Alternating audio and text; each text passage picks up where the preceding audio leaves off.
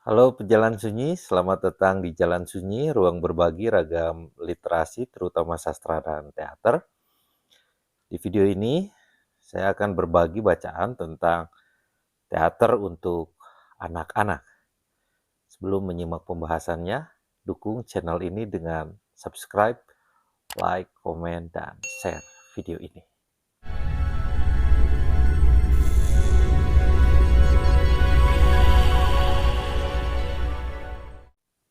Saat menonton pertunjukan, beberapa menit anak-anak mendengarkan biasanya ya dengan penuh kehusuan ya, dengan penuh perhatian. Lalu selanjutnya mereka biasanya berpartisipasi ya dengan penuh kegembiraan dan membuat suasana menjadi sangat riuh. Cara mereka rela menangguhkan ketidakpercayaan terhadap yang fiksi dan masuk dalam semangat pertunjukan ini sangat menyenangkan dan anehnya itu mengharukan. Anak-anak tertawa, mereka teriak ya, memberi peringatan misalnya pada tokoh jika tokohnya menghadapi bahaya.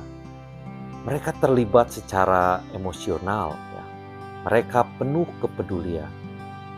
Pertunjukan dengan antusiasme kebahagiaan seperti itu jarang terjadi di antara penonton dewasa.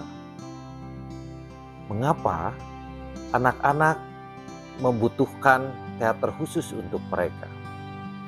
Teater untuk anak-anak adalah bentuk seni tradisi dengan kualitas yang berbeda dari teater dewasa. Ini bukan teater dewasa yang disederhanakan, tapi teater yang memiliki dinamika, capaian, dan kepuasannya sendiri. Teater berkualitas untuk anak-anak ini sangat berharga karena membuka pintu bagi anak-anak ke dunia baru yang penuh kegembiraan dan imajinasi. Saya pernah membaca bahwa pentas teater yang sehat adalah tanda masyarakat yang beradab. Wajar jika anak-anak sebagai bagian penting dari masyarakat itu harus memiliki teaternya sendiri ya. Adrian Michel misalnya, penyair dan dramawan terkenal baik dewasa maupun anak-anak, pernah berkomentar bahwa setiap kota yang memiliki teater, mereka juga harusnya memiliki teater untuk anak. Teater anak-anak ya, atau teater untuk anak-anak ini dapat membuka pintu ke dunia baru yang penuh imajinasi, kegembiraan, dan perhatian. Beberapa orang percaya bahwa drama untuk anak-anak ini paling baik digunakan sebagai alat pendidikan. Tentunya kelas drama atau teater dapat mengembangkan keterampilan komunikasi, menanamkan rasa percaya diri, dan mendorong kerja kolaborasi, kerja sama tim. Dan teater dalam pendidikan ini dapat mendukung semua jenis topik dari kurikulum dan melalui partisipasi menjadikan pembelajaran ini lebih segar dan menyenangkan daripada referensi yang terus-menerus mengacu pada buku teks ya. Namun betapapun berharganya karya semacam itu ya secara pendidikan atau drama pendidikan di sekolah, hal itu tidak boleh dianggap sebagai pengganti kunjungan ke gedung teater untuk menonton aktor-aktor menampilkan karya teater yang berkualitas ya. Saya yakin para guru seni akan setuju bahwa mengajar anak-anak melukis dan menggambar tidak berarti mereka tidak boleh pergi ke galeri seni untuk melihat karya-karya seni rupa. Mengajari anak-anak bermain sepak bola tidak meniadakan mereka menonton pertandingan sepak bola kan. Seorang anak yang belajar bermain piano juga begitu, pasti mendapat manfaat dari banyak mendengarkan seorang pianis profesional ya. Hal yang penting dalam teater untuk anak adalah bahwa penonton anak ini perlu mendapat hiburan. Dan tidak ada salahnya ya dengan hiburan.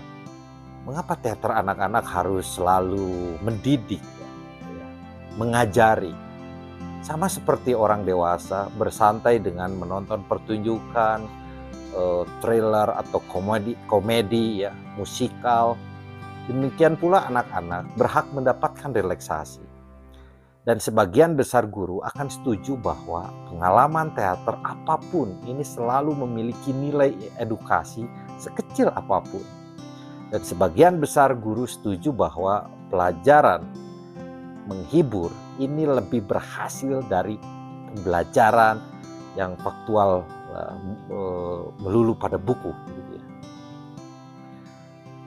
Plato ini dalam Republik pernah berkata, langkah pertama seperti yang Anda ketahui selalu menjadi yang paling penting, terutama saat kita berurusan dengan mereka yang masih muda, masih penuh kelembutan. Saat itulah mereka mudah dibentuk, dan saat kesan apapun yang kita pilih ini akan meninggalkan bekas yang permanen. Kualitas adalah kuncinya. Kita harus memberikan anak-anak yang terbaik yang kita bisa.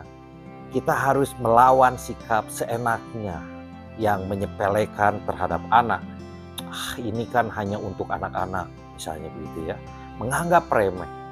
Jika ada yang mengatakan bahwa anak-anak memiliki selera yang buruk atau rendah, mereka bisa ditipu dengan segala jenis hal murahan misalnya ya.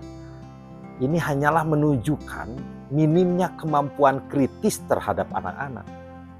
Tanggung jawab kreator teater untuk menghibur anak-anak dengan integritas ini menjadi sangat penting. Memang teater untuk anak seringkali penonton teater yang tidak berpengalaman ya. Tapi mereka tidak boleh disepelekan, disederhanakan. Jika kita ingin memicu imajinasi mereka, libatkan mereka secara emosional dan beri mereka pengalaman baru yang menarik dan berkesan. Jika kita ingin mendorong mereka untuk menikmati teater di masa dewasa mereka, jika kita percaya bahwa teater bisa mendidik sekaligus menghibur, maka kita harus berusaha memberikan yang terbaik. Teater untuk anak-anak ini jelas ditujukan untuk anak-anak secara adil dan jujur. Tetapi penting untuk diingat bahwa bentuk dramanya ini mesti berbeda untuk kelompok usia yang berbeda. Teater untuk anak telah berkembang pesat, ya. Kualitas produksinya baik profesional maupun amatir. Ini bervariasi sekali. Hal yang sama juga terjadi dalam teater dewasa. Namun perbedaannya menurut saya adalah seringkali adanya kurang pelatihan spesialis teater untuk anak, dan itu menyebabkan beberapa masalah dan kesalahpahaman yang sangat mendasar. Pertama, banyak praktisi teater ini tidak memahami audiensnya dan bagaimana membuat produksi untuk melibatkan dan membangkitkan semangat anak-anak. Yang kedua, ini naskahnya seringkali kurang jelas dan kurang fokus ya. Seringkali juga berharap terlalu banyak gitu pada penonton. Yang ketiga adalah aktingnya seringkali nggak jujur, nggak tulus ya. Beberapa aktor masih menganggap anak-anak ini membutuhkan kegembiraan dan antusiasme yang misalnya banal atau permukaan daripada kejujuran dan kedalaman. Yang selanjutnya adalah banyak sutradara menggunakan sudut pandang mereka sendiri dengan teori dramanya dan menempatkannya tanpa perubahan pada teater untuk anak-anak. Akibatnya, produksi mereka kehilangan banyak potensi humor, kegembiraan, dan energi bagi anak. Dan yang terakhir, sikap umum terhadap teater untuk anak-anak ini masih cenderung hanya sekadar menurunkan levelnya.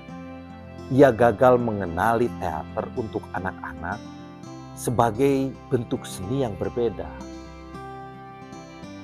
Demikianlah pembahasan singkat tentang teater untuk anak. Terima kasih telah menonton video ini. Semoga bermanfaat. Sampai jumpa di video berikutnya.